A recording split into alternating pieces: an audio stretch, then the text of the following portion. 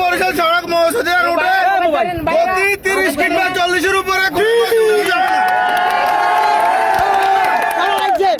প্রত্যেকটা বালুর গাড়ি যদি বালুর গাড়িগুলো ঠিক মতো ঘুরে নিতে হবে তার এবং কোন লাইসেন্স বিহীন ড্রাইভার গাড়ি চালাতে পারতো না।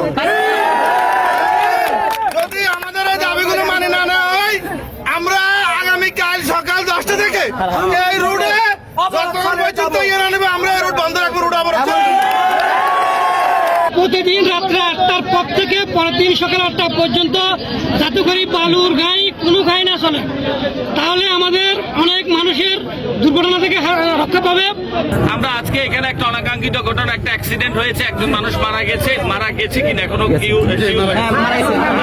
টাকা নিয়ে গেছে এটা শুনছি আমি। যাই হোক, আমরা এটার সুষ্ঠু বিচার যেভাবে আপনারা বিচার আইনের দৃষ্টিতে আছে আমরা ঠিক সেইভাবে বিচার করব।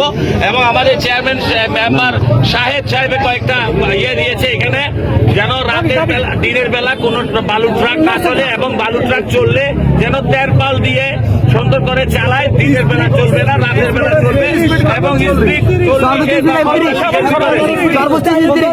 ভিতরে এটা আমি আপনাদের কথা দিয়ে যাচ্ছি, বালু ট্রাক তেরপাল দিয়ে চলবে এবং রাতের বেলা চলবে, দিনের বেলা চলবে। আমি চাই যে শান্তি শৃঙ্খলার স্বার্থে আসলে যে অ্যাক্সিডেন্ট হয়েছে এটা অ্যাক্সিডেন্টের সর্বোচ্চ শাস্তি হওয়া উচিত। যার মাধ্যমে তার ফাঁসি হওয়া উচিত আমার দৃষ্টিতে। এইভাবে বারবার এই রোডে অনেকগুলা লোক মৃত্যুবরণ করেছে এই রোড হওয়ার পর থেকে, তাদের বেপরোয়া গাড়ি চালানোর কারণে।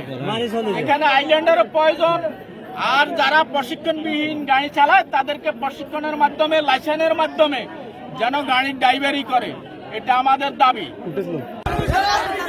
বিচার চাই